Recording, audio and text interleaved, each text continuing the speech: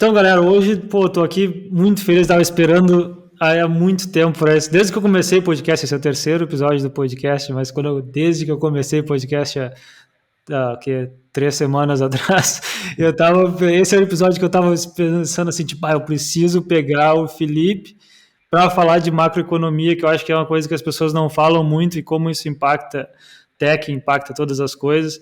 E, pô, o Felipe é um cara que eu tenho um respeito tanto no profissional quanto no pessoal, né?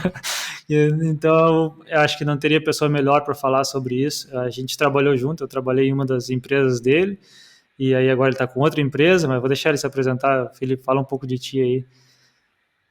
Vamos lá, então. Eu não sou um macroeconomista, né? Eu sou um dev.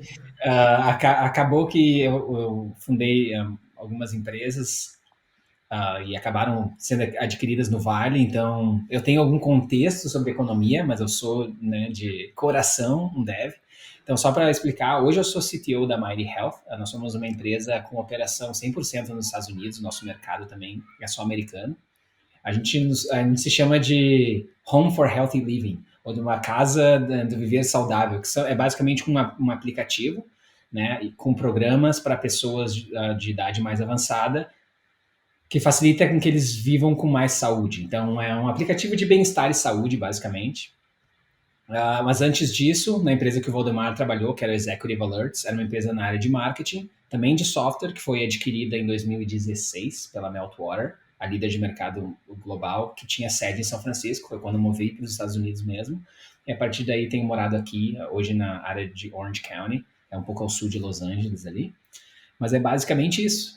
Dev de coração, acabei indo para a de empreendedorismo e a gente está aqui. Sim, não, pô, cara, acho que a gente tem, além desse podcast, tem vários outros que a gente pode gravar de vários outros assuntos que eu quero falar contigo ainda. Cara, mas eu te chamei aqui principalmente porque eu acho que quando a gente para pensar na pandemia, acho que aconteceu 10 anos em dois, e acho que tem muita coisa que a gente ainda vai ler livro no futuro sobre essa experiência, tudo que aconteceu. E eu acho que a área de tech foi a área que, uma das áreas que a gente mais viu, claro que a gente vive isso, mas foi uma área que a gente mais viu coisas acontecerem, né? A gente passou por um boom incrível de tudo, de salário, de vaga, de empresa, de valorização de empresa, e agora parece que deu uma desacelerada e tal. E a meta aqui dessa conversa era a gente conversar sobre isso, por que essas coisas acontecem, né? Porque eu acho que para muita gente parece que é meio que uma coisa natural, choveu hoje, mas não é, né? Não é, tem uma lógica, tem uma lógica para ter uma crise, tem uma lógica para as coisas se valorizarem, tem uma lógica para os salários subirem, tem uma lógica para a demissão acontecer. E eu acho que se a gente conseguisse levar essa conversa, começando de como empresas acontecem, de onde elas vêm, acho que esse é o primeiro passo para as pessoas começarem a entender por que uma crise acontece, porque todas as coisas que a gente vai falar acontecem. Então, se tu pudesse dar uma ideia para nós de onde vêm as empresas de tecnologia, basicamente, como elas Obviamente, conseguem dinheiro. desculpa, te interrompi. Então, vamos falar principalmente de empresas de tech e startups. Uma definição bem clássica de o que é uma startup, né? É uma empresa de alto risco e alto crescimento. Então, não é qualquer empresa de tech que é uma startup. E, obviamente, depois que tu escala, tu acha o teu mercado, eles chamam de scale up, né? Que é uma empresa que já está desenvolvida e elas têm um comportamento ou basicamente um funcionamento bem diferente. Vamos começar do início, onde como que as startups normalmente iniciam. Tá? Elas têm, para iniciar uma empresa, tu precisa de funding, tu precisa de dinheiro, né? Para comer, se tu for o único empregado, ou para contratar empregados, Sim. caso tu queira. Então, normalmente existem dois modelos. O bootstrap, que é quando o fundador usa o seu próprio dinheiro para financiar a operação da empresa e pagar os seus funcionários ou pagar quem é necessário, até que a empresa gere dinheiro suficiente para que seja reinvestido, né, e continue a crescer. E existe o modelo de venture capital, que são investidores profissionais que captam dinheiros de terceiros, né, e investem esse dinheiro em empresas buscando retorno. Esses retornos acontecem no que se chama de eventos de exit, né, que é quando o dinheiro investido retorna para os investidores.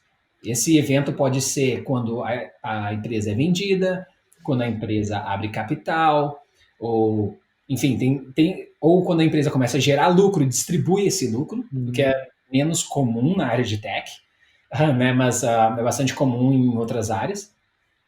E esses fundos de investimento, eles normalmente têm uma, assim, eu estou generalizando, tá?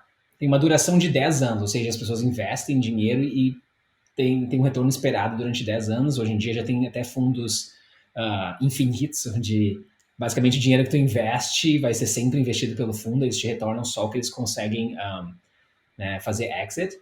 Mas tem um retorno esperado de 20 a 35% ao ano sobre o capital investido. E isso define bastante como funciona a dinâmica do mercado. Tá? Isso explica bastante também os efeitos de valorização que ocorreram durante a crise e diversos outros pontos. E aí acho que no episódio anterior eu falei com o Beto e ele estava falando um pouco da história dele. E aí ele foi várias vezes no Y Combinator e tal. O Y Combinator é um dos bem famosos, né, que investe em empresas, eu acho. Esse é um grupo, isso são chamados de aceleradoras, né? Que normalmente, Como é que é? não é normalmente, mas pessoas às vezes que têm menos conhecimento de como começar uma empresa, esses grupos de aceleração, essas aceleradoras, elas oferecem diversos recursos para os fundadores. Por exemplo, tem pessoas especializadas em marketing que vão te ajudar, tem pessoas especializadas em vendas, então tem esses eventos, eles te ensinam. O Y Combinator, que é um dos mais famosos, nós também participamos com a Mighty Health. Eles, além de todo esse auxílio que eles te dão, documentação, legal, marketing, vendas, até a parte de produto, eles te dão uma marca que às vezes te ajuda a levantar mais capital, né? Porque os investidores conhecem o Y Combinator, sabem o quão bem eles preparam esses fundadores, então eles têm mais confiança em investir dinheiro. Hoje em dia isso está diminuindo um pouco com o Y Combinator especificamente, porque os batches, eles rodam tipo grupos de empresas por vez, estão aumentando muito, então tu acaba diluindo também a qualidade de quem tu traz. Mas no geral o Y Combinator ainda é o que tem maior grife aí no mundo. Legal. E daí, falando ali, tu falou de VC, né? Tipo, qualquer um pode meio que ser um VC, né? Se quiser criar um fundo de investimento, uma coisa assim. E de onde vem o dinheiro dessa galera? Essa é uma parte interessante também, né? Então, assim, qualquer um pode montar um fundo de VC, não sei se qualquer, ou se precisa de alguma Sim, certificação, qualquer. acho que depende de país para país, mas os maiores fundos dos Estados Unidos, tá? A maior parte do dinheiro captado vem de organizações que não têm fins lucrativos, tá? Não é as ONGs tradicionais, mas são de fundos ou soberanos de países, tá? Tipo, dos Emirados Árabes, coisas do tipo. Por exemplo, a SoftBank é um que captou bastante deles. Ou de fundos gigantescos, por exemplo, de Stanford ou de Harvard, enfim, dessas universidades que têm fundos gigantescos, ou fundos de pensões, né, de países como Canadá, etc. E por que a maior parte do dinheiro vem dessas instituições? É pelo seguinte: quando eu invisto meu dinheiro nesses fundos, tá? E eventualmente as empresas desses fundos se valorizam, tu paga imposto sobre essa valorização muitas vezes. E esses fundos, por eles serem de instituições que não têm fins lucrativos, eles não precisam pagar imposto. Então fica muito mais fácil para esse dinheiro ser investido. Eu, como tenho que pagar imposto, é muito dinheiro que eu vou ter que, entendeu, ficar dando ao longo do tempo, porque o fundo está dando retorno. Né? Mas claro que existem pessoas, indivíduos e fundos que captam dinheiro de investidores. Né? Eu, por exemplo, tenho dinheiro em fundo que investe em startup. Então, qualquer um pode investir, né? Mas assim, o grande volume vem dessas instituições. Entendi. E tu sabe, assim, mais ou menos, se esse dinheiro, o quanto desse dinheiro tu acha que é crédito, assim, que é criado meio que para investir, assim, tem uma ideia, assim, porque tipo, muita dessa gente que é VC e tal tem acesso basicamente a muito crédito, né, bilhões em crédito, eles podem pegar um empréstimo gigantesco e investir em alguma coisa também, não pode? Eu até entendo de onde tu tá vindo, mas eu acredito que isso não seja, de fato, um fator que tem influenciado muito pegar crédito para botar em fundos de VC, etc. Tá? Eu acho que esse aumento de crédito que houve na economia, ele ocorreu bastante. Bom, não sou especialista, né? Mas ele ocorreu bastante ali com emissão de dívida de países que acabaram investindo em um monte de coisas e esse dinheiro entra na economia e acaba entrando também no mercado financeiro, que inflaciona assets, e teve uma dinâmica muito interessante que aconteceu recentemente, que foi foi o período onde o juro estava zero ou negativo, né?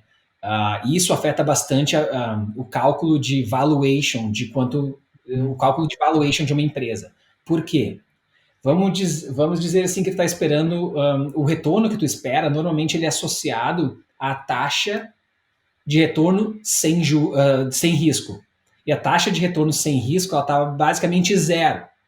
Então, qualquer retorno que tu obtivesse fazia valer o investimento. E isso amplia o horizonte no qual tu espera que algo te dê retorno. Entendeu? Vamos dizer, sem risco, tu vai ter zero de retorno.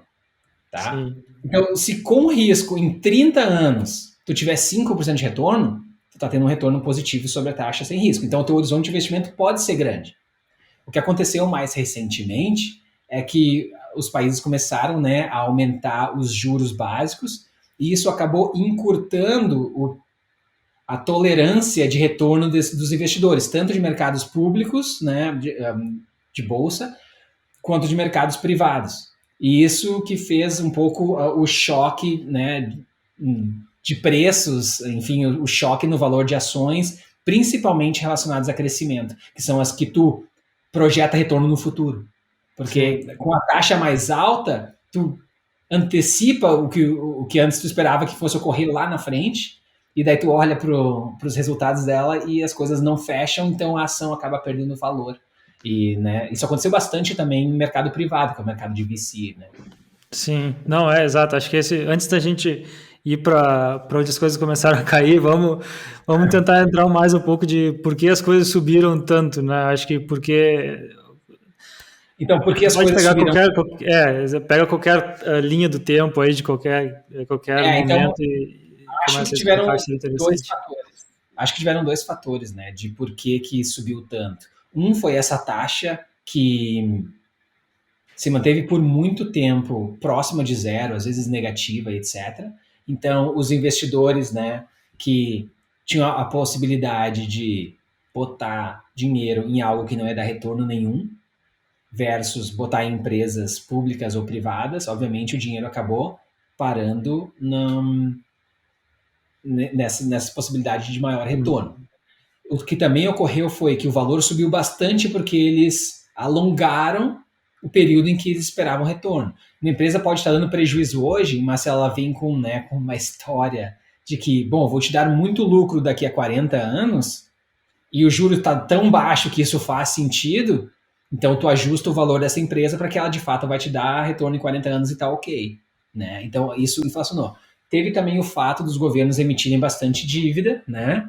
No caso que é dar bastante crédito, e isso obviamente impulsionou a economia, e junto com a economia tu faz com que as pessoas tenham mais dinheiro para investir, todo mundo tenha mais acesso ao crédito, todo mundo tenha acesso melhor ao crédito, consuma mais do que deve eventualmente, ou acabe tendo maior possibilidade de investir. Então, basicamente, a economia levantou por estímulo, né? Sim. Não necessariamente organicamente. Eu Eu acho acho que, que, bom, acho que são tu tá nos essas Estados duas Unidos. assim. É. Tu tá nos Estados Unidos, sabe melhor do que eu, certamente, mas desde mais ou menos de 2008 ali que teve aquela crise grande, né? Dali os juros já começou a ficar bem baixo, né? Zero por aí, em torno de zero. E depois, não lembro qual foi outra, teve outra, não foi uma crise muito grande, teve ele 2000 e sei lá 18, não lembro qual foi, mas eu sei que alguma coisa foi mantendo os juros baixos, né, por esse longo período. E aí, quando veio a pandemia, os juros baixos já é uma coisa para estimular a economia, né?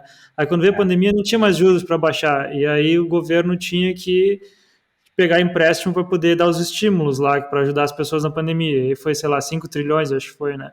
E esse dinheiro não é dinheiro que o governo tem parado, né? O governo tem que criar esse dinheiro de algum lugar, né, através do Banco Central dos Estados Unidos, que é o Federal Reserve, né, Acho que se pudesse explicar um pouquinho disso para nós, essa parte eu acho bem interessante, acho que é o Eu grande não sei muito a fonte. exatamente como funciona, mas basicamente o governo não inventa dinheiro, né?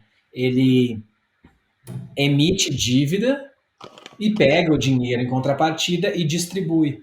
Muitas vezes o governo não tem capilaridade para distribuir, então ele distribui para bancos, né? E esses bancos que têm capilaridade suficiente para chegar no indivíduo acaba distribuindo em forma de crédito, né? E muitas vezes, ao invés de distribuir, se ele acredita que o risco não vale distribuir para os seus clientes, ele acaba investindo esse dinheiro também diretamente, né? Então isso ocorreu bastante. Aqui nos Estados Unidos especificamente, o governo conseguiu também dar parte desse estímulo direto para a população através de cheques que recebia do correio, enfim, no correio com dinheiro ou direto na conta bancária.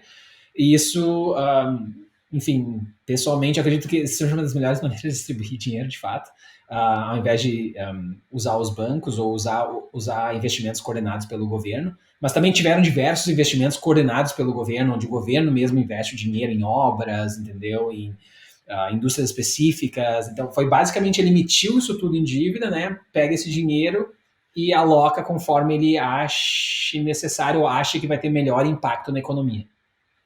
Sim, e daí, na verdade isso afeta todas as áreas da economia, né? Porque Sem dúvida. a pessoa tendo dinheiro, daí a gente viu, sei lá, cripto, tu falou das empresas ali de growth, né, que a gente chama também, subiram bastante, porque são coisas que tu quer arriscar um pouco mais ali, né? Tu tá vendo aquilo ali subir, aí as pessoas têm um pouco mais de dinheiro, elas começam a colocar. E não só as pessoas, né? Na verdade, tipo, banco, outras. Qualquer um que tem capital sobrando, né? E tem juros, o juros está baixo, não tem muito onde colocar, vai colocar em coisas que tem mais risco, né? Daí tu vê. Não é pelo risco, mas pelo retorno, no caso. Pelo Normalmente estão retorno, associados. exato. Então, assim, Sim, claro, quando a maré sobe, todos os barcos sobem junto. sim, Afetou muitos mercados. Tu olha para o Netflix, ele estava fazendo deal de 300 milhões de dólares com atores sem. Não é comprando catálogo, era com ator para no futuro produzir coisas. Então pensa que Hollywood também se beneficiou, entendeu? Então, tipo, é, todos os mercados se beneficiaram, a construção se beneficiou, porque o juro para tu comprar uma casa aqui estava 2% ao ano. sim, Então, se tu descontar a inflação, talvez até negativo, né? Então, o mercado de construção de casas também se beneficiou, o mercado de real estate, né, que se chama, se beneficiou. Então, todo mundo se beneficiou junto, né? Todo mundo teve ali. A economia circulou, no geral, junto. Quem sofreu mais, sim. no caso, e a gente não chegou ainda no downturn, né, foram as empresas de valuation e tal, mas com Sim, os estímulos, obviamente, todo mundo se beneficiou. Alguns mais do que outros, mas todo mundo, né? sim. Se beneficiou. É interessante isso, né? Porque basicamente estava todo mundo ali com dinheiro na mão, querendo botar em alguma coisa, né? A primeira coisa que tinha uma desculpa, as pessoas botavam, tipo, por exemplo, Shopify. Ah, o Shopify subiu, foi muito bem durante a pandemia, porque muita gente criou e-commerce. Vamos botar dinheiro no Shopify. O Zoom, todo mundo está usando o Zoom. Vamos botar dinheiro no Zoom. As pessoas criam uma desculpa para botar dinheiro em coisas, né? Basicamente. Não que não fossem, são ótimos negócios, mas isso distorce a realidade de qual que é o valor justo para te pagar por uma ação numa empresa dessa, né? De tanto dinheiro que tinha, né? Isso é muito complicado, né? Na minha opinião, a distorção vem da expectativa. Porque Sim, na época, com o juro real zero, fazia sentido tu investir nesses negócios se tu acreditasse na tese de que eles te dariam um retorno futuro. Olhando para os fundamentos do momento, eles estavam dando prejuízo, né? Mas assim, se tu acreditasse na trajetória que o retorno viria em 20 anos, ainda fazia sentido. Só que nessa expectativa estava embutido que os juros não iria subir. Porque com a sim, alta dos juros, entendeu? Essa expectativa tem que ser recalculada. E aí que vem a distorção. As pessoas não só pensando que os negócios, a tese fazia sentido, como que o juros se manteria baixo para sempre, e etc. E quando, obviamente, né, o profeta do acontecido, olhando para a situação, não fazia sentido que o juro sempre fosse ficar a zero, entendeu? Que todo aquele estímulo fizesse sentido, enfim, né? Que toda a situação macro fazia sentido. o profeta do, Também. do acontecido é uma boa, vou começar a usar essa. É fácil olhar para trás e ver que faz sentido, difícil olhar Exato, para exato, é muito fácil, é muito fácil. Ahn, mas cara, esse é muito interessante. E daí, cara, tu falou ali um pouco, mas pensando nesses casos, assim, né? Eu falei Shopify ou qualquer outra empresa, como que subindo os juros afeta o valor dessa empresa, assim, quem está investindo, por que a pessoa muda a perspectiva ali de investir, não arrisca mais tanto?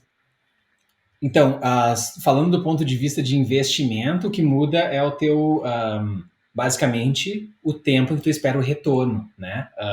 Mas tu vê que no mercado também houve mudança de comportamento. No passado, sempre se olhou para os fundamentos em termos de lucro que essas empresas geravam para calcular o valor. Ao longo do tempo, Uhum. obviamente, vieram novos, né, novos investidores e teorias de investimento em que talvez a receita fosse mais importante do que o lucro, e etc. Então, tiveram diversas mudanças que é relativamente complicado de explicar. Mas, assim, de fato, o que mais muda é que subindo os juros, acaba reduzindo a quantidade de crédito ou aumentando a expectativa de retorno, né, nesses investimentos, e essas empresas passam a captar menos dinheiro, né, ou tem mais dificuldade de captar dinheiro, porque é esperado um retorno maior ou um retorno mais rápido, né, basicamente. Então, as empresas cujo o retorno esperado estava mais distante acabam sofrendo mais, né, do que, por exemplo, empresas consolidadas e, eventualmente, empresas tradicionais, que têm fluxo de caixa positivo, que geram lucro e etc. Então, essas empresas tipo Shopify e Zoom e Asana, diversas outras, né, que dão prejuízo, às vezes nem tem fluxo, nem o fluxo de caixa é positivo, ou seja, eles operam a empresa esperando que vão conseguir captar mais dinheiro para pagar sua operação por muitos anos ainda, Sim. antes de começarem a gerar lucro. Então, essas são as que mais sofrem, né? Porque É, com o dinheiro escasso como é que é, e a janela de retorno diminuindo, acaba que se torna bem mais difícil de conseguir esse capital. e isso não quer dizer que a empresa é ruim, é um modelo de negócio, né, de alta escala, tipo a Atlassian lá, por exemplo. A Atlassian é uma empresa que tem, sei lá, 12 anos, eu acho, ainda não dá lucro. É um business muito bom, uma das melhores stocks que teve de growth agora, e não dá lucro, sabe? Então, mas não quer dizer que é um business ruim, quer dizer que se eles derem lucro, eu tenho que fazer alguma coisa com o dinheiro, os investidores vão dizer, me dá dividendo, me dá alguma coisa. Então, eles estão sempre reinvestindo, né? Mais ou menos isso, né? Para É, é, crescer. isso, é isso aí. Então, as empresas de crescimento, não é porque elas não dão lucro que elas não são bons negócios, como tu falou. Um, Tem algumas que têm, inclusive, fluxo de caixa positivo, mas não dão lucro porque eles reinvestem esse fluxo positivo em mais operação ou mais crescimento, né? Ao invés de distribuir como dividendo. Isso é muito comum, né, em empresas de crescimento, todo o teu faturamento ser reinvestido, porque quando tu cresce muito rápido de maneira lucrativa, o retorno daquele dinheiro é alto. Então a empresa gera esse lucro. Ela gerou R$ 10 de lucro, né? É mais interesse do investidor que ela põe esses R$ 10 de volta na empresa para gerar, sei lá quantos por cento de crescimento, do que tu pegar esses R$ 10 para ti como investidor e investir em outro lugar. Nunca vai ter o mesmo retorno. Então faz sentido que as empresas que crescem muito rápido reinvistam mais o dinheiro nelas mesmas para fazer com que esse dinheiro, esse bolo cresça mais ainda, aquele crescimento exponencial. Isso que nem sempre ocorre, né? E tu tem que também ajustar a curva ali que tu quer de retorno para bater com os juros reais ou com, inclusive, a situação macroeconômica real, né? Sim, não. Tipo, tu vê, tem empresa que dá, sei lá, 30% às vezes de crescimento ao ano, né? Imagina muita. A galera, tipo, investe Tu muito pega o pesado, exemplo né? Snowflake, tá? Já ouviu falar do produto da Snowflake? É um data warehouse, né? É data, né? É data warehouse. Eles são empresa pública, grande, e estão crescendo mais de 100% ao ano de receita, ainda. Sim, imagina. Não é fácil de tu achar. Agora, eles não dão lucro. Mas, enfim, por que eles não dão lucro? É porque eles estão reinvestindo demais ou estão gastando demais em crescimento? E quando eles quiserem virar a chave de parar de gastar em crescimento, eles vão conseguir, entendeu? Gerar o lucro que precisa. Isso são tudo coisas que o investidor tem que analisar, né? Sim, Não sou eu sim. que vou dizer. É. Mas então tá, a gente falou ali no momento, durante a pandemia, um pouco antes da pandemia, estava juros zero, tudo estava lindo, as pessoas com dinheiro, o investidor com dinheiro, todo mundo investindo em tudo, o valor das coisas subindo, e aí, quase final da pandemia, a coisa mudou total, né? Tipo, até tudo, né? Desde de contratação, a gente começou a ver empresas demitindo gente, né? A narrativa mudou total. Onde que virou a chave? Aonde que virou a chave é difícil. É. Eu vou tentar ver. O primeiro fato que ocorreu ali foram os lockdowns, né? Durante a Uhum. pandemia, na verdade, já, onde causou alguma disrupção nas cadeias de logística, as pessoas começaram a não conseguir ter produtos, etc. O preço de tu enviar um container da China para os Estados Unidos, por exemplo, subiu de $1.500 para mais de $10.000. Isso acabou fazendo com que produtos se tornassem mais caros, né? Gerando inflação. Nos Estados Unidos tu tem uma situação de pleno emprego, basicamente, que aumenta salário e gera inflação, porque aumenta consumo, naturalmente. Então a gente começou a observar que a inflação começou a subir, né? Alguns governos, como o americano, demoraram a agir, porque eles acreditavam que a inflação fosse temporária. Tá? Talvez por eventos, né, que eles não tinham controle, como sei lá, a guerra com a Rússia e a Ucrânia, que aumentou o preço do petróleo, aumenta o combustível e causa inflação. Acreditávamos que eram eventos, no geral, transitórios. A inflação era transitória e não permanente. Então eles demoraram para reagir. Quando veio a reação foi, obviamente, aumentar os juros. Para quê? Para desacelerar a economia. Com os juros mais altos, tu acaba tendo menos crédito, porque o crédito se torna mais caro, tem menos pessoas investindo em projetos que eventualmente dariam um retorno baixo, mas positivo, com um juro um pouco mais alto já não se justifica, né? Vale a pena tu segurar esse projeto.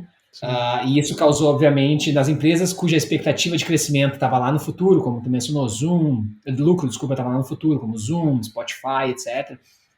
Spotify não, Shopify, estava lá no futuro, essas empresas foram as que sofreram uma desvalorização maior na bolsa, né? E eventualmente empresas de mercado privado, que VCs estavam investindo, que são ainda mais novas, essas também sofreram bastante redução no seu valuation. Sim, sim, exato.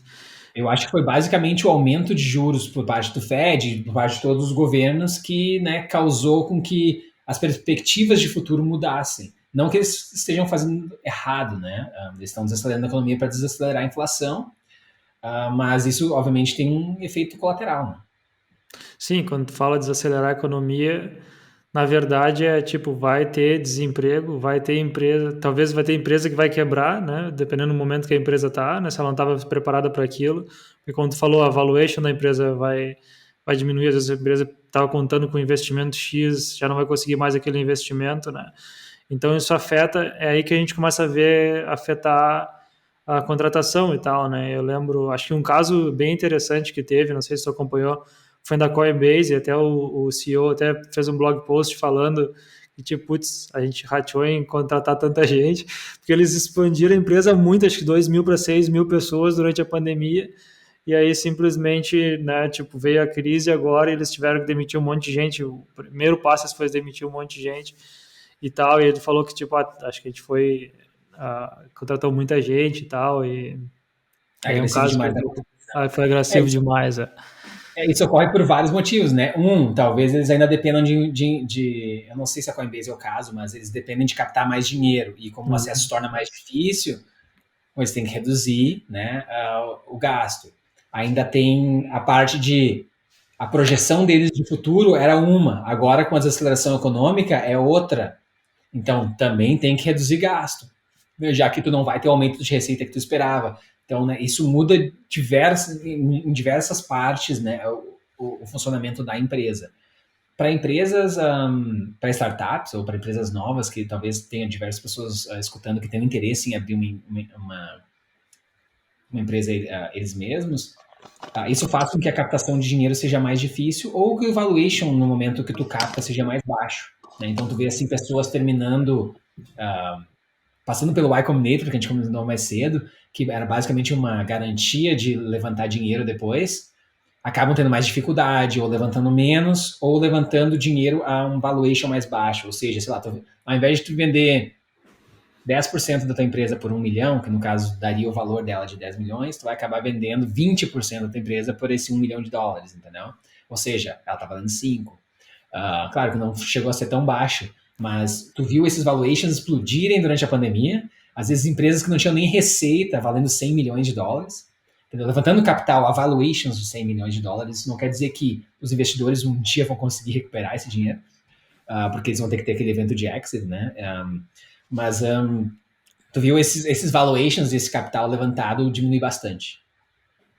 E acho que isso também muda o tempo também, né? Acho que bastante empresas correram para fazer a IPO ali, né? Para ir público durante a pandemia. E agora eu imagino que deve ter várias que desaceleraram, então as que têm capital vão provavelmente esperar um pouco mais, né? Ou algumas vão fazer a IPO numa valuation que elas não estavam esperando, talvez. Mas eu acho que isso também é uma coisa que interfere bastante, né? Interfere bastante e tem diversos outros efeitos que a gente não para muito para pensar, pelo menos como brasileiro, embora eu esteja aqui nos Estados Unidos, que isso afeta bastante os empregados dessas empresas também, Sim. né? Porque grande parte da compensação deles lá no Vale do Silício vem de RSUs, né? RSUs, que é basicamente stocks da empresa, tá? Só que esse é te dado essa estoque com um valor base, né? Então daí no momento que a empresa fizer um IPO da vida, tu vai vender as tuas stocks pelo valor do IPO. E como esses valuations sofreram muito, às vezes as empresas estão valendo menos, tá, do que o valor da stock option que foi dada para o empregado. Então quando a empresa abrir capital, o empregado não vai ganhar dinheiro nenhum. E parte da promessa era, venha trabalhar para essa empresa, porque um dia quando a gente abrir capital, tu vai ser rico também. Entende? Então, teu salário era baixo, né? Porque grande parte da compensação estava vindo em participação. E nesse boom de mercado, o valor base dessas stock options subiram muito e hoje tem várias empresas que se fizerem IPO, os funcionários não vão ganhar nada. Sim. Teve casos piores, tá? Teve casos em que as pessoas tiveram que pagar imposto sobre a valorização que ocorreu e hoje já não vale quase mais nada a empresa, sabe? Então teve bastante distorção no mercado por causa de todo esse estímulo que ocorreu durante a pandemia por causa do juro zero e expectativas meio alopradas sobre o futuro.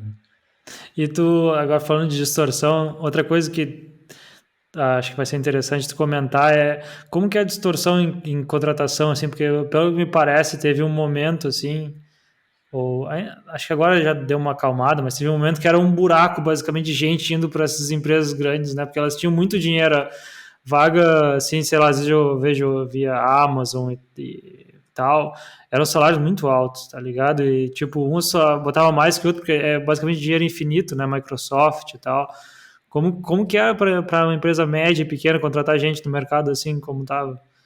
Então, antes de responder a tua pergunta, eu acho que vale a pena dar uma olhada no porquê que isso ocorreu. Tá? Isso não foi só por causa de todo esse estímulo, né? Lá atrás, o Google foi o primeiro a começar a fazer isso, né? A oferecer diversos benefícios Na legais, PlayStation. né? Um puta de um campus onde todo mundo ficava. Fez isso para atrair os maiores talentos, tá?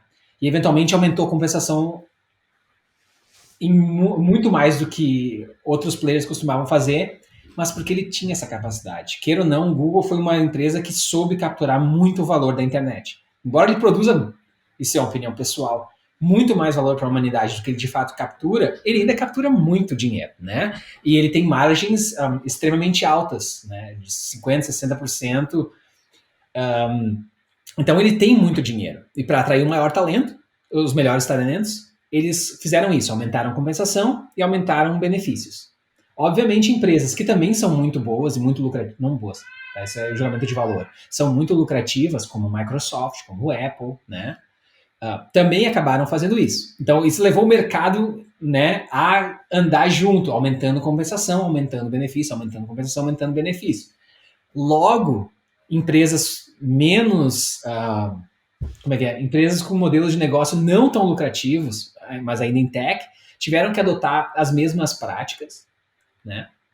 De contratação com compensação alta e benefícios bons, mas sem ter a capacidade no modelo de negócio delas para absorver isso, contando com aquele dinheiro fácil, ou mais fácil, mais acessível, que estava vindo de juros zero e de qual o termo que a gente usou antes, e de estímulo abundante.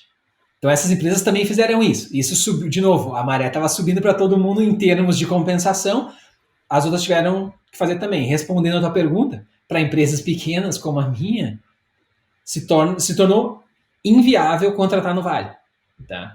Porque tu tinha aí engenheiro com nem tanta experiência ganhando $250 mil por ano, tá? Com um pouco mais de experiência, 350, 400, $500 mil por ano. Isso são 2,5 milhões de reais de salário, tá? Contando com equity, tá? Mas, enfim, né? Números absurdos. Justificável para algumas empresas como Google, como Apple, etc., não tão justificável para outras empresas que eventualmente não tinham um modelo de negócio que talvez tem um modelo de negócio que talvez nunca se torne lucrativo, entendeu? Então, originalmente fazia sentido, que foi o Google, foi a Apple, foi esses caras que de fato têm margens excelentes, modelos de negócio excelentes, querendo reter ou contratar os maiores talentos. Isso acabou, obviamente, impactando todas as empresas, porque todo mundo quer os melhores talentos, e isso subiu o barco de todo mundo, né? Mas agora a gente está vendo que talvez nem todas consigam sustentar isso, e até mesmo Google e Apple e etc. passem a focar mais em lucratividade e também possam, né, já estão fazendo alguns cortes em headcount, ou demissões, no caso, demissões em massa, para se ajustar às novas situações do mercado, né? Sim, quando a gente está falando aqui bastante, usando bastante Estados Unidos como base, porque é o que mais tu mora aí, eu trabalho mais para fora também, então são as empresas que a gente conhece e tal, mas a lógica mais ou menos é a mesma, né? Para a maioria dos países, assim, no Brasil, se tu for ver, é bem parecido, claro que algumas coisas são diferentes, porque a economia é um pouco diferente, mas a lógica é meio que a mesma. Quando a coisa aperta, vai ter que demitir, quando está fácil, vai contratar mais, vai inflar salário, e querendo ou não, essas empresas grandes, elas meio que setam ali o padrão global, né? Querendo ou não, né? Tipo, agora o Google tem PlayStation e guitarra para todo mundo vai ter que botar PlayStation e guitarra, se não contrata ninguém, né? Então é mais ou menos isso, né? Exatamente.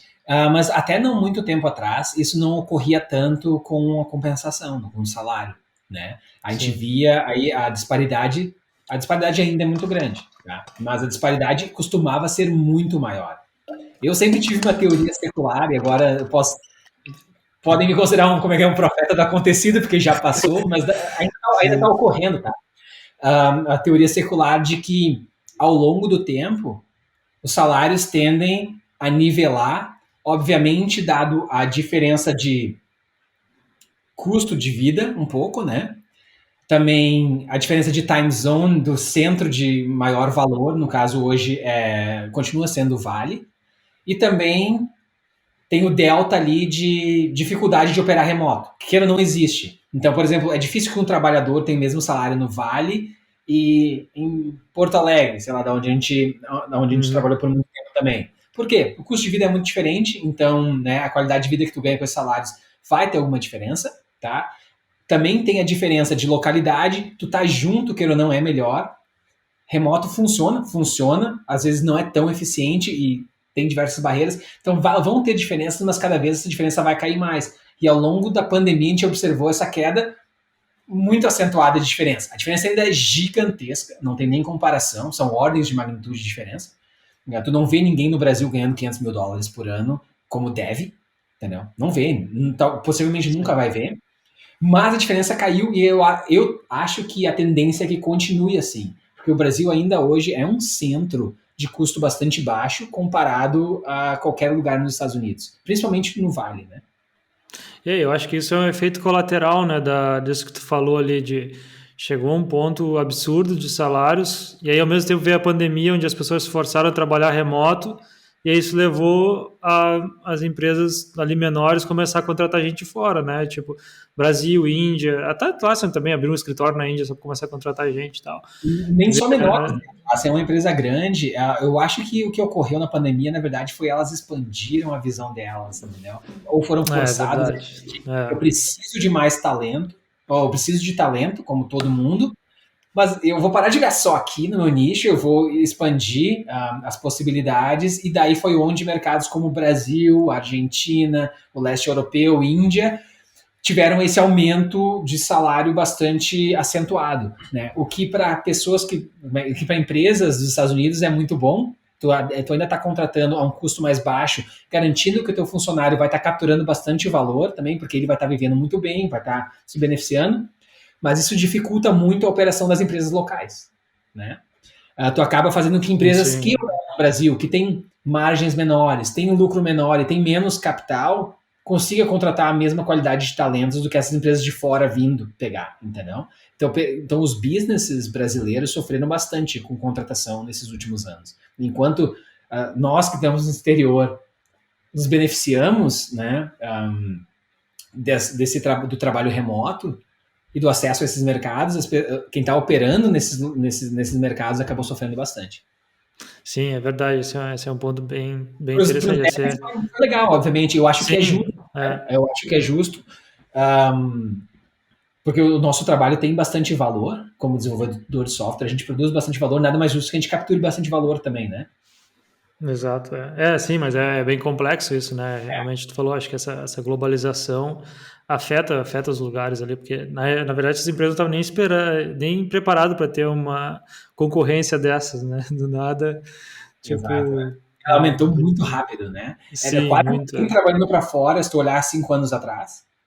É, E se tu olhar hoje, pelo menos trabalhando remoto para fora, ou para a é, Europa, ou para os Estados Unidos, se tu olhar hoje, sei lá, na maioria das pessoas que, sei lá, fizeram faculdade comigo estão trabalhando. Eu vou dizer que mais da metade, possivelmente, trabalha para alguma empresa no exterior.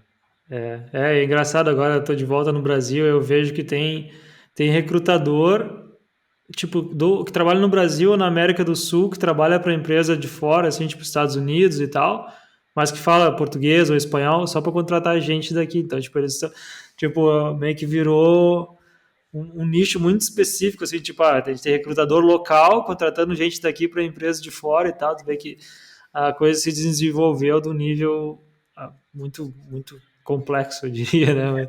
Eu como desenvolvedor e não como empreendedor, eu acho isso muito legal, porque eu sempre achei que os desenvolvedores brasileiros não capturavam, né, o valor Uhum.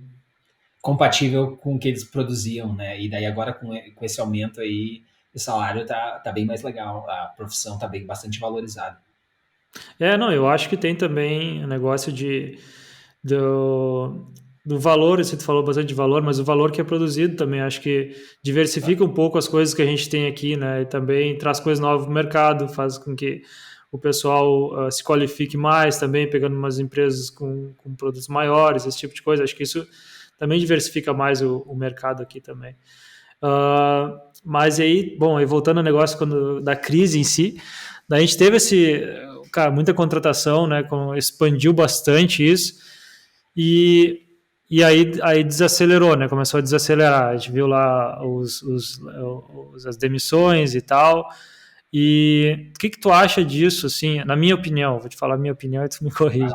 Eu acho que essas demissões, né, não, obviamente não é bom para ninguém, mas para o mercado acho que acaba sendo uma coisa saudável às vezes, né, para rotacionar um pouco de gente com mais senioridade para empresas um pouco menores, assim, né? A gente vê, eu estava agora conversando com uma pessoa da Chainlink, da Crypto lá, e estava falando que finalmente estão conseguindo, né, ver gente assim para contratar gente e tal, com mais senioridade, que antes era difícil chegar nas pessoas que estavam nas Big Tech e tal, e parece que tá rotacionando coisas e aí eu achei interessante isso, eu não sei o que tu acha sobre isso.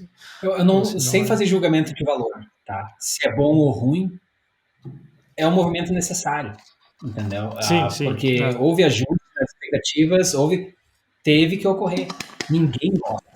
Sim. Tanto quem é demitido quanto quem demite é a pior coisa do mundo, porque contratar é difícil e caro, então tu quer É. reter. Você tem que demitir por necessidade, é ruim. Ser demitido é 1000 vezes pior, mas é ruim também, mas é necessário, entendeu? Não, sem fazer julgamento de valor se é, né, se é bom, Sim. etc. Simplesmente foi necessário, tá ocorrendo.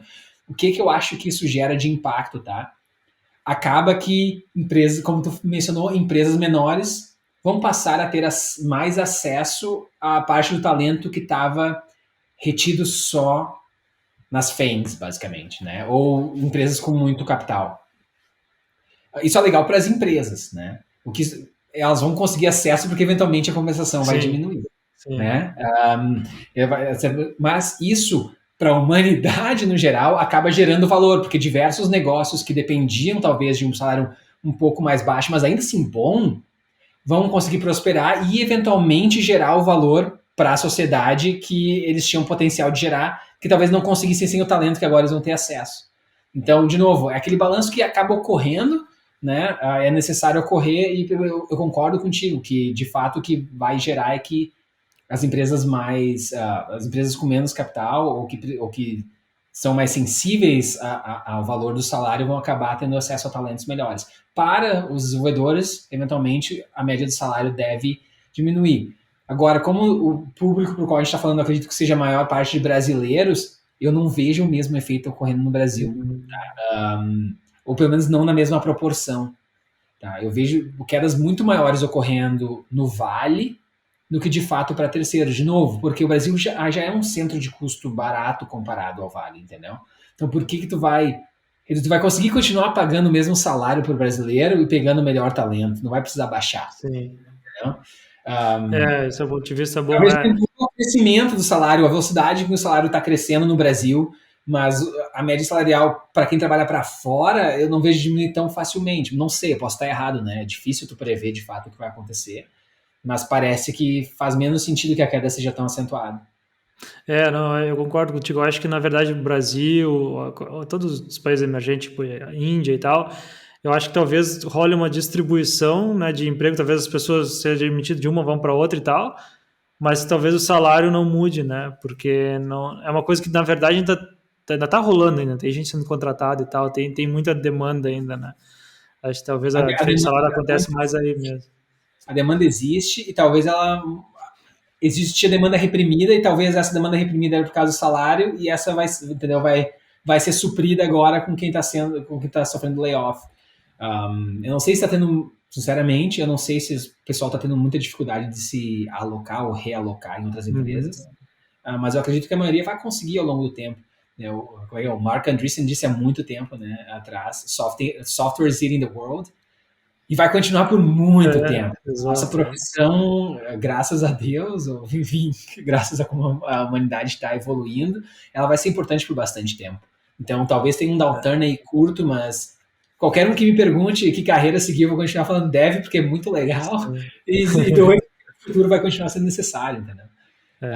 Tecnologia não regride, né? Tipo, se a gente pensar que não regride, pode mudar, né? É difícil tu prever alguma coisa acontecer, uma coisa pode mudar, mas dificilmente regride, né? E tudo é tecnologia hoje em dia, né? A gente para ver o que a gente falou no início ali, na pandemia acelerou muita coisa, e essas coisas que a gente está falando de salário, todas essas coisas, foi porque veio uma demanda gigantesca e não estava pronto, né? O mundo não estava pronto para uma demanda daquela, para tudo virar tecnologia, né? Todo mundo conectando e tal. E eu concordo contigo, acho que vai seguir ainda. Na verdade, quem quiser comentar aí, que se alguém quiser comentar se foi demitido, não foi, como está vendo no mercado, quem tem empresa também, acho que seria legal comentar como está sendo isso, porque pelo que a gente falou aqui, para quem tem empresa no Brasil e depende do Brasil de contratar, vai seguir, provavelmente sendo bem difícil, né? Bater de frente principalmente com dólar a 5 reais, 5 e pouco que está agora, né? É muito atrativo, né? Trabalhar para fora.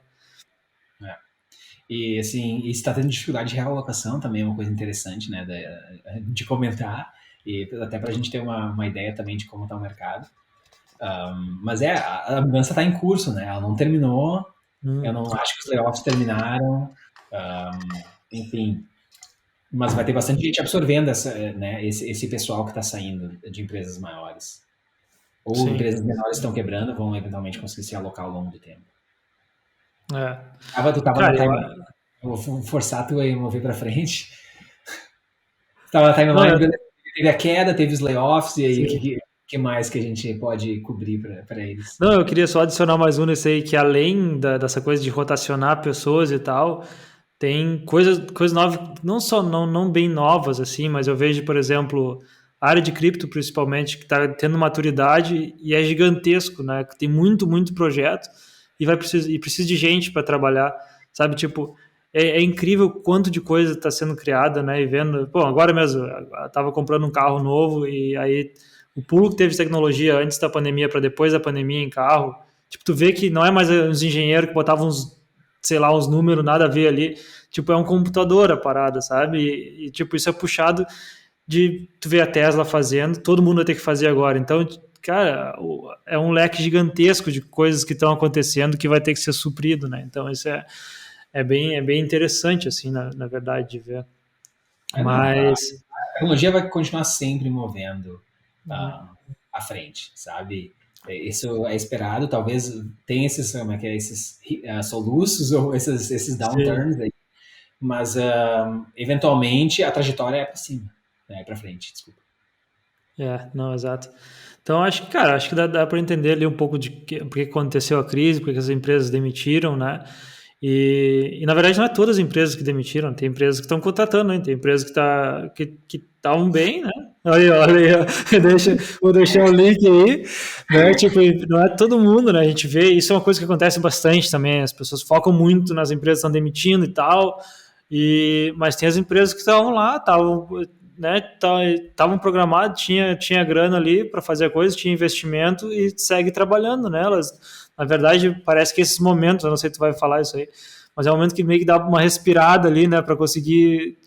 Porque quando tá assim, o mercado muito doido e dessas super valuation, esse tipo de coisa, é muito difícil, né? Tipo, é muito difícil saber o que é real ou não. E parece que agora dá uma acalmada, assim, tu consegue ver o valor das coisas de verdade, ver o que é um business bom ou não, né? Tem uma frase para isso também, né? Quando a maré sobe, sobe todos os botes, e quando a maré baixa, tu vê quem tava nadando pelado, né? Exato. Exatamente isso, É né? o Warren Buffett, isso aí, acho que era, né? Acho que foi o Buffett que falou essa do É, pelado. Não tenho certeza, não tenho certeza. Eu não vou cotar, não vou botar o nome dele sem ter certeza, sim, mas é alguém conhecido que falou. Mas esses ajustes, de novo, como eu falei antes, eles são necessários, mas eles ocorrem para o bem, porque acaba se sim. consolidando quem precisa se consolidar. As empresas que conseguem se ajustar mais rápido sobrevivem, morrem os competidores, são onde nascem grandes negócios. Então, né, para quem quer começar uma empresa, talvez seja um excelente momento. Fica assustado porque é um downturn, mas eventualmente vai ter muito competidor ou pessoas que estavam pensando em fazer algo parecido do que tu está pensando que vão Uhum. desistir ou vão quebrar nesse momento e talvez seja a oportunidade de tu, né, tomar o espaço que tem aberto. Então, toda vez que há uma recessão ou que há um downturn, é um bom momento de oportunidade. Não estou falando em relação ao investimento necessariamente, mas possivelmente também, né? Sim, é. E agora falando mais de presente para futuro, assim, tentar prever o futuro, sem prever o futuro, né? E primeiro de tudo, isso não é um financial advice, né? Que isso aqui isso é tudo baseado no que a gente sabe, e é opinião mesmo, mas tentar meio que pensar no nosso, das pessoas que estão escutando. A gente tem pessoa ali que é dev, tem a pessoa que tem uma empresa, ou tem a pessoa que investe ou quer começar a investir. Para onde tu acha que a gente vai agora, a partir daqui, próximo ano, mais ou menos? Não, próximos 6 meses, vamos ser, porque o próximo ano é 6 meses é complexo. curto e dá time frame também. Eu não vou. Essa eu É, não vou nem para o futuro próximo. Um, a maior parte dos governos centrais subiu os juros. Isso significa que eles querem desacelerar a economia para que reduza a inflação, tá? Boa parte do aumento de juros eu acredito que já tenha sido contratada, ou seja, já foi feita. Talvez ainda tenha, o Fed vai ter reunião essa semana, né? Talvez suba mais 0,75, mas não vai subir muito mais além disso, acredito eu. Talvez, enfim, mesmo que suba, a maior parte já foi contratada dessa alta de juros. Ou seja, a partir daí o que a gente deve esperar é uma desaceleração da economia, né? Porque de fato o que o aumento de juros faz é isso, não só da inflação. A inflação ela reduz porque a economia desacelera, entendeu? Não é por nada, não é aumenta juros, cai inflação, cai preço, sabe? Cai preço por quê? Porque cai crédito, desacelera a economia, tem a demissão que ocorreu, então tem menos gente consumindo, então não consegue mais aumentar preço, sabe? É tudo conectado, obviamente, né? Então o que eu vejo, assim, é que eventualmente vai ter uma recessão, tá? Principalmente nos Estados Unidos. Isso quer dizer que talvez haja mais algum layoff, alguma adaptação maior dessas empresas, né, visando ter um fluxo de caixa melhor por esses próximos anos, talvez focar mais em lucratividade, ou seja, enxugar custo. Enxugar custo pode envolver enxugar headcount, né? Uhum. Mas, no geral, como é que a economia deve começar a se ajustar, vários novos negócios vão surgir nesse período, tá? Negócios bons que vão prosperar. A maior parte dos downturns saíram campeões assim de mercado gigantescos, como Uber, etc., surgiram em mercados assim. Se tu for, você estava falando de cripto, Bitcoin surgiu na crise de 2008, né? Verdade. Então, né, vão E surgir ali, outros só para me negócios. adicionar, é interessante, né? Tu falou de. Desculpa te cortar, só para. Tu falou de enxugar e é interessante também de inovar, porque se tu for ver, agora, se tu for ver, tipo. Não o Facebook ainda não, mas o Google já anunciou que vai dar uma desacelerada nas coisas de inovação deles e tal. Então, as empresas grandes elas param um pouco de inovar, né? De apostar grana nessas coisas que não vão dar lucro direto, porque elas têm que, né, segurar, e aí isso abre espaço para o que tu falou, né? Então é interessante, tu vai ver, as empresas grandes de muito dinheiro, elas vão desacelerar, vão tipo, vou garantir um caixa aqui, e aí quem está novo ali vai provavelmente achar um espaço para aparecer, né? Vamos lá. Em um ponto, o Google estava gastando dinheiro tentando construir um elevador para a Lua. Pois é. Alguma coisa não tava encaixando ali, sabe? Pois é.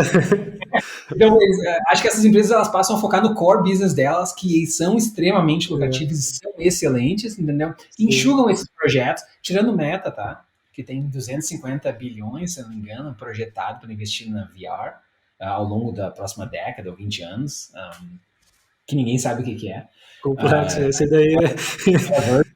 Ninguém sabe o que é. A VR as pessoas sabem, mas no Metaverse da Meta ninguém sabe exatamente o que é, né? Embora tenha projetado um investimento assim que nenhuma empresa investiu nada similar em nenhuma tecnologia que deu certo. Né? Eles têm então, ordem de magnitude mais do que a Apple investiu para criar o iPhone, ou o Google investiu para criar a search deles, o Meta vai investir no metaverso que ninguém sabe o que é ainda. Mas tirando o Meta, assim, essas empresas grandes elas vão focar no core business delas e devem gerar bastante valor para elas, para os funcionários, para todo mundo, né? Mas vai vir uma recessão no meio do caminho, onde novos negócios vão surgir. Mas eventualmente o mercado se equilibra e como é que é? E também para os desenvolvedores de software vai ter bastante oportunidade. E acho que não vai diminuir muito, né? Talvez hajam esses layoffs, mas acredito que pelo menos no Brasil o pessoal consiga se realocar com mais facilidade. E a recessão também não é o. A gente vai ver um monte de notícia falando que é o fim do mundo, mas também não é o fim do mundo, né? Tu tem ali dois quartos, né? Que é o GDP, que é tipo o PIB dos Estados Unidos negativo, né? Uma coisa assim, né? Crescimento negativo em 2 quartos, não é? Essa é a. Como é que é? A definição. Essa era a definição, não sei a nova agora, né? Essa é a definição, o pessoal flexibilizou com o Biden, não sei porquê, com o Biden talvez não seja mais, mas a definição sempre foi, né, 2 trimestres seguidos de queda no PIB americano, pelo menos. Enfim, desde que a humanidade começou, a humanidade nunca acabou, então não vai ser nessa recessão que vai acabar. Isso é uma boa, né? Tu tem algumas frases de efeito hoje, tu tem algumas frases de efeito, desde que eu nasci eu nunca morri. Né? Desde que eu nasci, a humanidade em geral, né, sobrevive a recessões e acaba sempre sendo melhor depois. A humanidade sempre move à frente. Então, basicamente, espera as grandes empresas serem mais cautelosas, né? A galera que investe também vai ser mais cauteloso, porque o acesso ao dinheiro está mais difícil. Então isso vai pelo menos desacelerar, pelo menos o salário vai desacelerar, certo, né? Se não baixar, vai desacelerar, né? Tipo, globalmente vai provavelmente parar. Né? No Vale já deu uma caída, tu falou, né? Eu acho que nos Estados Unidos vai ter correção do salário na parte de desenvolvimento de software, tá? No Brasil vai desacelerar o crescimento ou estabilizar. Não é difícil, assim, minha previsão, né? Minha previsão, meu chute, não é previsão, porque previsão eu tenho algum nível de confiança nisso. Daqui a um ano a gente fazer outro podcast e eu vou validar cada uma das coisas que você falou. Então, assim, mas eu acho que essa tendência de distribuição geográfica de times vai continuar ocorrendo, porque também as empresas vão buscar outros centros de custo mais baixo para desenvolvimento de software. Então, o Brasil tende a se beneficiar, pelo menos no longo prazo disso. No curto prazo pode haver uma diminuição na velocidade que o salário está crescendo, mas a tendência no longo prazo é que ela continue ocorrendo, pelo menos na minha visão. Talvez tenha essa pausa aí, mas sempre boa perspectiva para o desenvolvimento de software. Eu acho que a nossa profissão vai ser cada vez mais importante. Então, o pessoal que está pensando em entrar na área, eu acho que é uma excelente ideia. O pessoal que está na área, pode haver um período aí de um pouco mais de dificuldade. Acredito que não muito no Brasil. A tendência é que as coisas continuem melhorando. Então, para a galera que é dev, é isso aí, né? Vai seguir, o mercado vai seguir rolando e Termos tal. de investimento, mais chute ainda. Então, isso não é né, dica de investimento, mas eu acho que pelo menos a parte das growth stocks já corrigiram quase tudo o que tinham que corrigir. Se vier correção, e já começou um pouco, se o podcast fosse ano passado, eu ia falar a mesma coisa, tá? De novo. Sim. Mas as empresas grandes talvez deem uma corrigidinha menor ainda, de tech eu tô falando só, tá? Não tô falando no geral. Mas talvez seja uma excelente oportunidade, né, de adquirir algumas pechinchas aí, ou de iniciar um negócio, como eu já tinha falado antes. Né? Porque são nesses momentos onde as melhores oportunidades aparecem. Eu acho que um exercício interessante para quem está começando a se familiarizar com essas coisas é olhar agora, por exemplo, dia 2, né? Dia 2 vai ter, para quem está vendo, eu vou publicar esse vídeo depois, já aconteceu isso, mas agora dia 2 de novembro vai ter reunião do Fed lá do Banco Central dos Estados Unidos, onde eles vão anunciar os juros. E aí pega qualquer empresa que tu gosta, sei lá, Microsoft talvez não flutue tanto, mas pega uma empresa um pouco menor e olha o impacto do que eles falar, qual vai ser o impacto naquela ação ali, porque tem um impacto direto, esse tipo de vai basicamente validar as coisas que a gente falou aqui, né? O mercado ele reage muito a essa coisa dos juros e tal.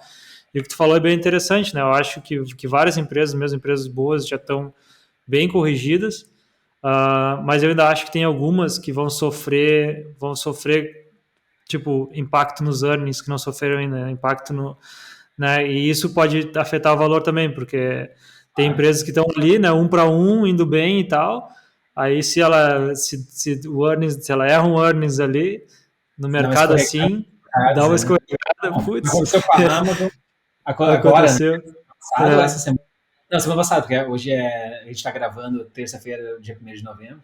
Então, semana passada a Amazon deu uma escorregada, a Microsoft deu uma escorregada, o Google deu uma escorregada, é, né? Tipo, todo mundo deu uma escorregadinha, isso. assim.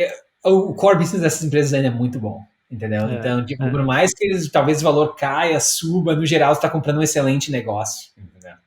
Não, e tem que ver também, né? Se a gente olhar, pegar e expandir a janela de tempo, é incrível que essas empresas cresceram muito durante a pandemia e seguiram crescendo. Tipo, tem que pelo menos estabilizar em um momento para conseguir crescer de novo, porque é inacreditável. A empresa subiu daquele tamanho, cresceu para caramba durante a pandemia e ia seguir crescendo durante uma crise, né? Tipo, então é o que tu falou, acho que é importante sempre focar no core do business, né? E tanto para isso não só para investir, mas acho que para ti estar procurando uma empresa também, tu também entender o negócio, né? Um, entender o Sempre. core do business e tal. Tu tá querendo ou não, tu tá investindo, trabalhando, tu também tá investindo, né? Tu tá ali. É. Às vezes tu É, entra na empresa esperando um retorno na tua participação, quando tu ganha participação também, entendeu? Então é importante exato. entender no mercado que tu está inserido, né? E por que as coisas acontecem. Que tu não vai poder prever, porque ninguém aqui né, tem poder de previsão, mas tu vai pelo menos conseguir antecipar um pouco, ou estar preparado quando tu vê as coisas ocorrendo, né, e saber que eventualmente um layoff pode estar vindo a caminho, talvez não para ti, mas para os teus Sim. colegas, né? Enfim, é interessante saber o mundo que tu está vivendo, né? E o que impacta quem te Exato. emprega, se tu não é o empregador, pelo menos. E como empregador, Exato. talvez, né, aproveitar uma janela de oportunidade para contratar. Aí, se tá tendo layoff em empresa boa, um, né, talvez tu consiga mais facilmente conversar com essas pessoas, né, e eventualmente realocar elas, o que seria bom para todo mundo. Sim, que é uma estratégia de contratação, acho que as pessoas estão acompanhando essas coisas e tal. Bom, E, o que mais circula é lista, né, de layoff. Ah, eu vou exato. admitir que eu andei contatando o pessoal né, que Sim, fui laid off de algumas empresas aí. Acabei não fechando com ninguém, mas teve candidato que chegou assim, tipo, às últimas etapas. Eu também só tinha 2 vagas abertas, né, para software dev. Então, sim. não é muita gente que eu precisava contratar, mas acabou que não fechou. Mas, enfim, se não, eu não contratei, tenho certeza que outros contrataram, porque é pessoal ruim no Sim. caso. Uma pessoa tá frágil, acabou o namoro, aí chega lá, opa, né? Aquele momento frágil ali, né? Interessante, cara. Mas cara, e para quem tem empresa, eu acho que provavelmente vai seguir sendo bem complexo, né? Principalmente no Brasil, né? Pelo que eu vejo, assim, globalmente, cara, Brasil, Índia. Índia eu acho que está ainda mais que o Brasil, porque eles, não sei, deu um boom gigantesco lá, né? Eles estão formando bastante gente, mas acho que o Brasil também é, putz, uma capacidade imensa, né, de talento, e eu acho que o mundo todo está vendo isso, né? Acho que é difícil desacelerar a coisa aqui, como tu falou, né? É difícil desacelerar. Assim, para quem tem empresa e tem essa possibilidade, porque eu vou falar o que a gente fez, está fazendo, cash skin, né? Então, eventualmente, vale a pena tu abrir mão de um pouco mais da tua participação e ter bastante cash, né, para sustentar a tua operação por mais tempo. Hoje, na Maia, a gente tem mais de 4 anos, né, de operação em cash no Bate banco. Ou massa. seja, se a gente não faturar nada, a gente vai operar por 4 anos, 5 anos, talvez. Então, sabe? Porque esse colchão é importante, não sabe o que está vindo aí, a gente vê uma recessão, a gente não sabe quão profunda vai ser, etc. Mas o futuro é sempre positivo. Então, se tu tiver dinheiro, se tu tiver disciplina nos teus gastos para atravessar a crise, tu vai sair de lá muito mais forte. Porque nem todos os teus competidores vão conseguir fazer a mesma coisa. Mesmo que alguns façam, não, com certeza não vão ser todos que vão fazer. Então, tu vai perder competidor, né? Ou seja, vai ser um mercado talvez mais acessível depois que a crise passar. Ou se a crise vier, né? Enfim, ou vier mais forte. Mas, né, para quem tem empresa e tem essa possibilidade, eu faria algo similar, né? Reduziria custo, ou pelo menos pararia de aumentar os custos, levantasse uma quantidade de capital possível, né, para atravessar a crise e depois voar. Ou tentar voar durante a crise também, né? Não tem por que não continuar tentando. Mas é isso aí. O pessoal do Brasil, eu acho que vai continuar relativamente difícil de contratar. Talvez abra alguma janela ou facilite um pouquinho, mas não creio que vai mudar muito, não. E agora, não é muito relacionado à nossa conversa, mas um pouco também. Tu muda, tu falou que tu, né, tu tem o cash ali para ficar um bom tempo ali, dinheiro em caixa para ficar um bom tempo parado e tal. E qual é que é a tua estratégia, assim, tu muda a tua estratégia de desenvolvimento também? Tu fica mais, como é que se diz, conservador no que tu faz no dia a dia ali, na tua criação, ou tu segue... Não. Acho que com operação, com os recursos que tu tem, eu acho que tu tem que continuar, né, experimentando mais agressivamente que tu possa, sabe? Tem que continuar tentando inovar e etc. É uma empresa no meu estágio, no estágio da nossa, né? Que é uma empresa bem nascente, bem inicial, né, que tem alguns clientes grandes, tem alguns usuários e tal, tá gerando receita, mas precisa bastante ainda do capital de investidor para operar. A gente tem que estar sempre inovando, porque aquela história, né? Os investidores esperam de 20 a 35% de retorno ao ano durante 10 anos. Isso aí, no nosso estágio, é crescer umas 100 vezes o nosso tamanho. Para crescer 100 vezes, tu precisa acertar alguns, né? Alguns tiros na lua, não é nenhum só. Dá o primeiro certo, depois que esse der certo, estiver crescendo, tem que acertar mais um grande, entendeu? Então, tu tem que continuar tentando. Então, nessa fase, assim, tu não desacelera o quanto tu tenta, tu só desacelera crescimento de staff, entendeu? Ou gasto desnecessário. Talvez tu enxugue algumas subscriptions caras que tu tenha, talvez tu otimize um pouco a tua infra para gastar um pouco menos, entendeu? Esse tipo de coisa, assim. Mas tu ainda vai tentar o máximo que tu consegue com os teus recursos de maneira mais, né, agressiva que tu consiga, vamos dizer assim. Não sei se agressiva é o termo, mas mais disruptiva, ou as mudanças com maior impacto, basicamente. Sim, não, legal, massa, massa. E, cara, eu acho que, né, só para adicionar essas coisas aí que a gente falou para as pessoas é tentar dar uma pesquisada nas coisas que a gente falou aqui, como funciona juros, como funciona a inflação, como funciona, o que é o Federal Reserve, o Fed lá, que é o Banco Central dos Estados Unidos.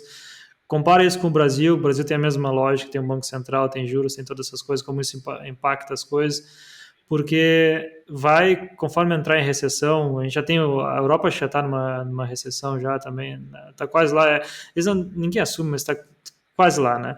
E, então, tipo, vai ter... O Brasil que está possivelmente, não sei se pior, mas é similar aos Estados Unidos, vamos dizer assim, em É, termos de inflação. então vai ter bastante notícia rolando e tal sobre essas coisas, então é importante entender o que impacta e não impacta, né? Como a gente falou aqui, né? Eu diria que é importante entender para não agir com medo. né? Isso, exato. Obrigado por explicar o que Para agora estou explicar em várias palavras. né? Porque quando tu age racionalmente, tu consegue tomar as melhores decisões. É, Chega esses exato. momentos assim, o pessoal fica com medo, é aí que aparecem as oportunidades, porque como antes estava É, acontecendo distorções pro lado do exagero, possivelmente em um cenário ruim ocorrem distorções para o exagero negativo, que é onde tem mais exato. É. oportunidade. Coisas vão ficar baratas demais, entendeu? Ou vai ter oportunidade demais nesse lado. Então, por isso que é bom se manter racional em um período de dificuldade, né? Exato, exato. Show de bola. E, cara, eu acho que tu tem alguma dica para deixar para o pessoal, assim, quiser buscar mais informação sobre essas coisas que a gente falou, algum um livro, lugar de conteúdo, Da onde eu consumo conteúdo? Eu sou uma pessoa bem, como é que é, peculiar em como eu consumo conteúdo. Eu peculiar. gosto Mano. só de conteúdo escrito. Tá? Eu tenho escutado mais podcast agora, porque podcast é a única exceção a conteúdo escrito. Isso, Nossa, defende podcast, pô, vai falar mal de não, podcast. desculpa, esse podcast. Então, na onda do podcast, tem um podcast muito legal. Dois. Tá? Que Dois. são os dois que eu mais gosto, tirando do Valdemar. Que é o All In. Desculpa, os dois são em inglês, tá? Eu ia usar esse aí, cara, esse é muito bom, o All-in, né? Tá Putz. bom, que é o All In Podcast, que é um podcast com 4 caras assim, de bastante sucesso na área de tech. Eles conversam sobre macros, conversam sobre, enfim, tudo, all things tech, tá? E tem um que para mim é disparado melhor, que daí fala sobre como as empresas funcionam e conta a história das empresas e o que faz elas, o que fez elas obterem o sucesso. O nome do podcast é Acquired, Acquired. de A gente vai adquirido em botar o inglês. link embaixo, a gente vai botar o link embaixo, não se preocupa. Gente, se tu gosta de empreendedorismo, se tu gosta de entender como as empresas funcionam e a história das empresas, ele é fenomenal. Mas espere podcasts de, às vezes, 6 horas sobre uma empresa, né? Eles são longos e detalhados, mas vale bastante a pena, assim, é muito legal. Vai Tem vai ser dois podcasts interessante. que eu adoro. Em termos de leitura, cara, faz tempo que eu não leio nada novo sobre economia, mas eu gosto de acompanhar economistas assim mais conhecidos, tá? O que eles estão falando, etc. Eu uso bastante Twitter, então eu gosto de seguir os caras no Twitter. Eu não, cara, eu gosto de acompanhar as coisas assim, o que está ocorrendo por Twitter, para entender mais. Eu não lembro quais as principais fontes, tá, que me fizeram chegar, me fizeram entender. Tá. Desculpa, tem um livro que eu quero indicar para investimento, que é um livro de um conhecido meu, tá? Que é Investindo em Small Caps, do Eu li Anderson esse Webb, aí, tá? top. Eu acho que eu te indiquei, não, se não fui eu, talvez E é seja muito bom, foi tu que me indicou, foi tu que me indicou. eu conheço ele, não é porque eu sou amigo, né? Eu conheço ele, a gente já se encontrou pessoalmente algumas vezes. Ele é um cara extremamente inteligente, e ele fez um livro muito bom. Ele é um pouquinho antigo, então talvez ele fale de ações que talvez não sejam boas hoje em dia, etc. Mas é sensacional o conteúdo dele ali. Né? Porque ele fala bastante de fundamento, como analisar a empresa, etc. Que é bastante interessante. Eu Eu recomendo. gostei dele, ele fala muito dessas coisas que a gente falou aqui, a gente falou de créditos ali um pouco, mas ele fala muito disso, né, da economia rodar em créditos, coisas assim, que é muito interessante nessa parada, assim. Então, assim, E dizer que de conteúdo, esses são os que eu mais consumo, assim, hoje em dia. o cara falar de conteúdo às vezes é meio esquisito, porque tu vai criando uma rede, daqui a pouco a tua rede, ela se alimenta, tu não sabe de onde vem, né?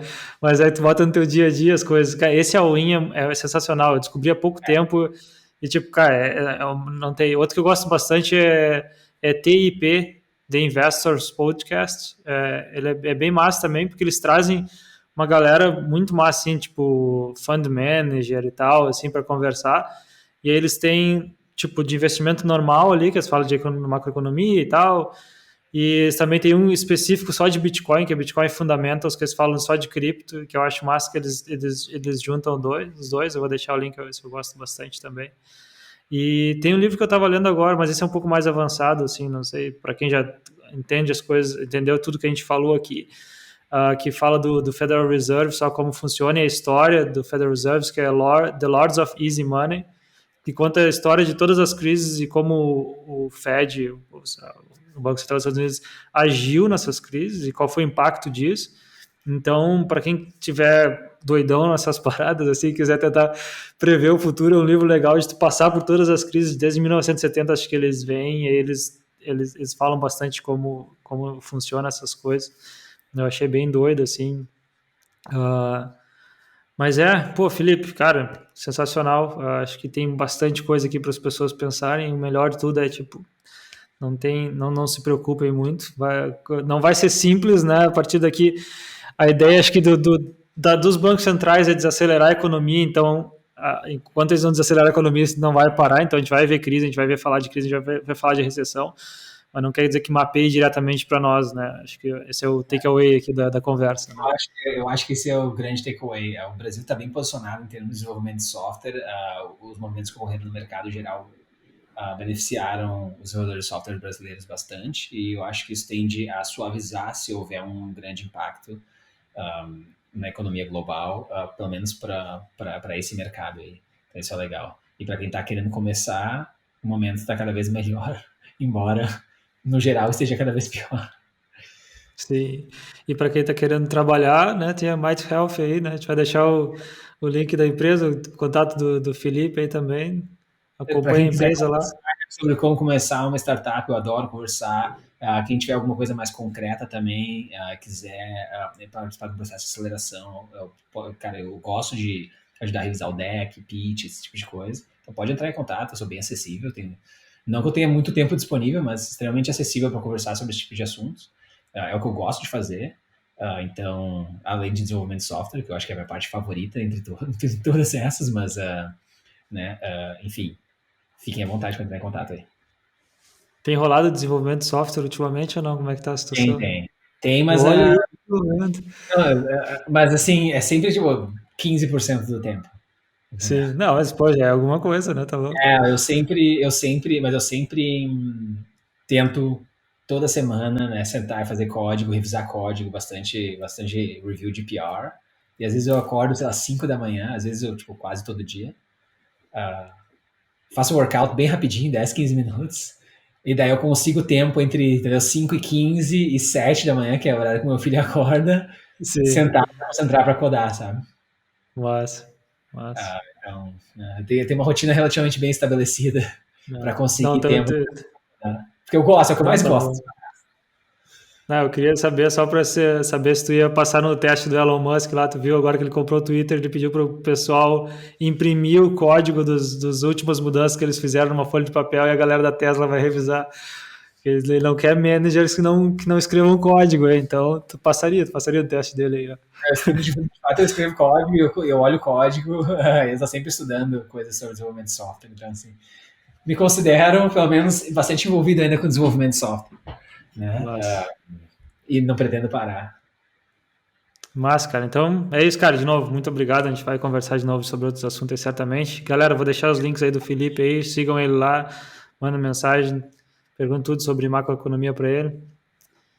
E é isso, cara.